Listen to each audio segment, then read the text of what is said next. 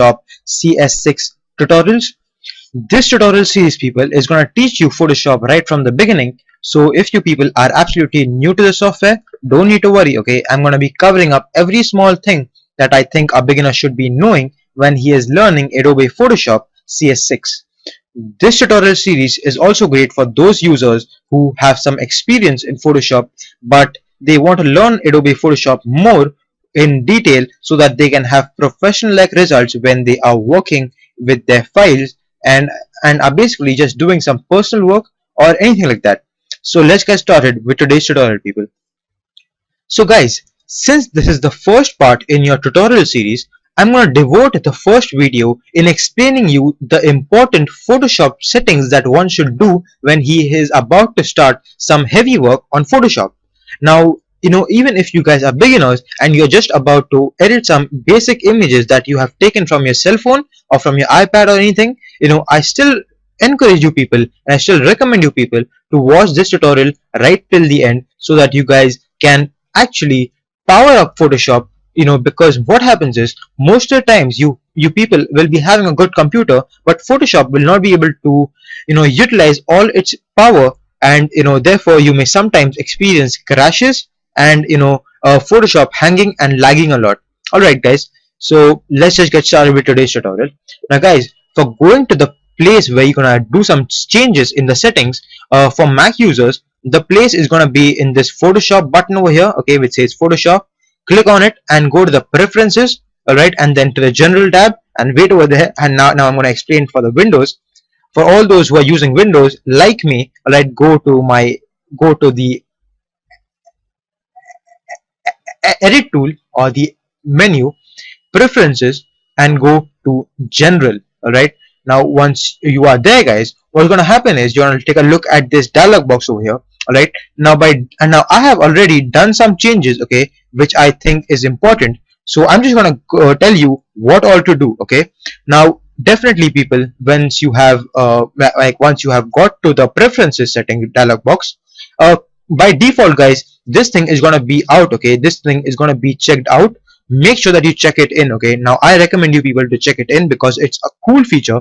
It says zoom with scroll wheel. Alright, now I'm just gonna go ahead and click OK for now. Alright, just to show you what it basically does. It's pretty self-explanatory, but just to show you, alright, what it basically means and does is that guys, no matter which tool I have selected in Adobe Photoshop, I can just use my scroll wheel. Okay, it can be a zoom tool, it can be the hand tool, it can be the marquee selection tool, it can be the paint tool, it can be the marquee selection tool, the lasso, patch tool, or the clone stamp tool, the move tool, or anything like that. Okay, but I can just simply move and actually zoom in, okay, using my scroll wheel, okay, which is there available to me on my mouse. Now most of the mouse in today's world, people, have the scroll wheel, so you don't really need to worry about it. Okay, just if you just do a good scroll and you will be able to concentrate on the part where you want to zoom in. Alright, so that's a pretty cool feature.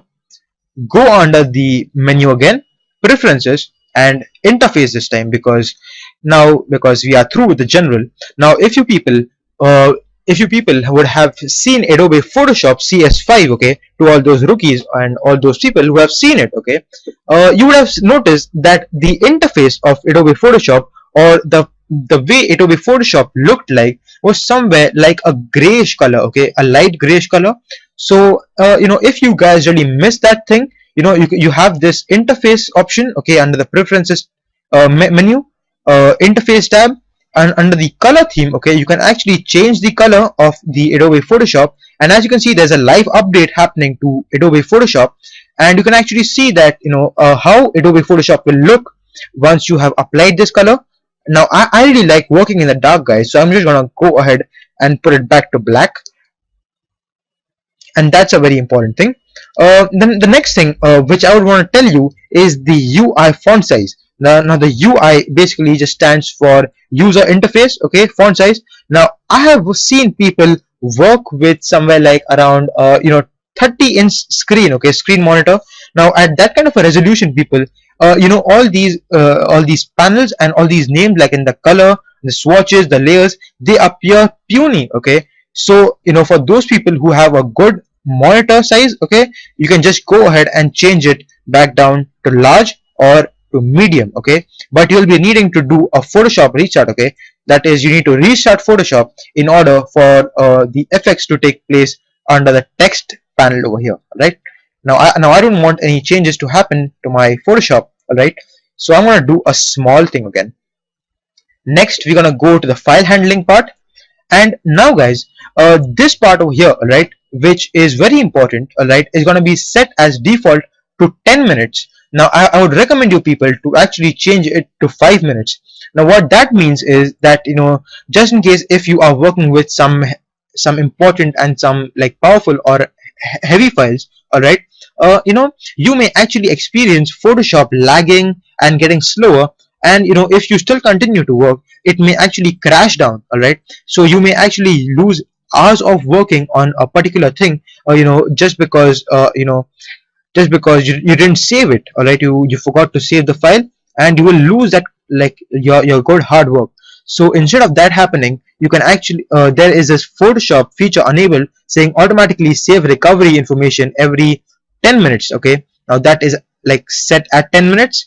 You can actually change it down to 5 minutes, which I recommend to most of the people, because you know, that's the time interval that, you know, you're going to be losing. So that's at least lower. The file extension, now this is not really important, but basically what it means is at you know, when you save file, you know, instead of that PSD thing coming in small letters, if you want to change it, it can come in capital letters, but that's not really important, so forget that. The next thing is this part right here, maximize PSD and PSB file compatibility, and for some reason I haven't changed it which but you know that but I want to change it, okay. Now the maximize PSD and PSB file compatibility means that Adobe Photoshop will save your PSD in such a way that, you know, all the important features which are available, and actually not important but new features which are available in Photoshop CS6, okay, will be shown on an older version, that is CS5 or CS4 or something like that, okay. But you won't be able to do any editing of those features, okay. But if you actually guys go ahead and change it to never, actually I had done the change okay, all right.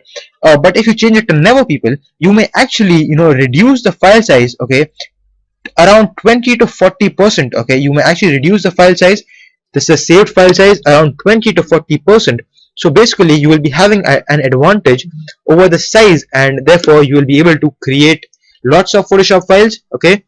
And you will be saving lots of disk space also if you click it down to never.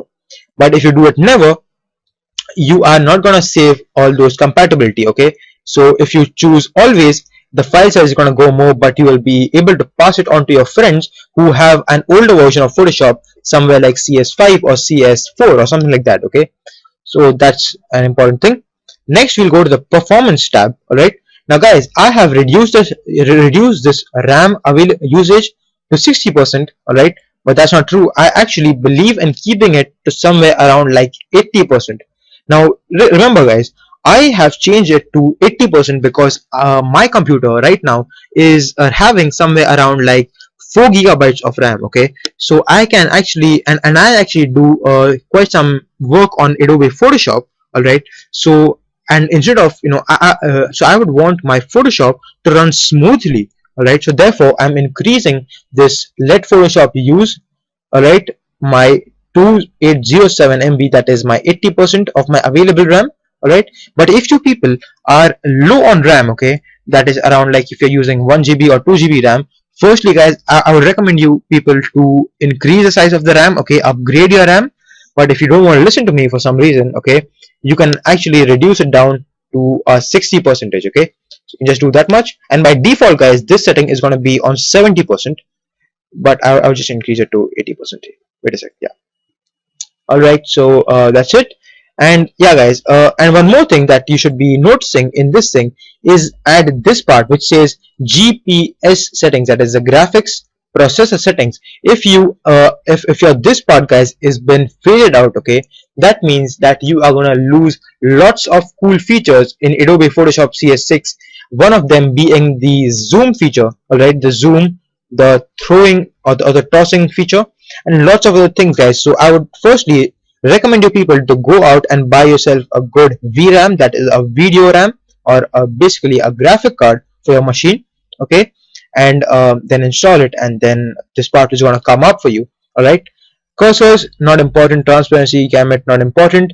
Plugins, actually guys, this is the part where show all filter gallery groups and names. Okay, if you click this in, guys, okay, and click OK to just to go out of the menu, your filter, guys, is gonna show you lots of other cool what do you say, effects, okay, which will be available to you in Photoshop. So I would just say that go to the preference settings and then keep it on. All right, so that's the basic settings that I do, people, before I start my work in Adobe Photoshop, just in case if I have formatted my computer and I lost Photoshop, and when I'm installing it again, make sure that you do all the settings. Like I always do those settings because they are really important, and I then start using Adobe Photoshop.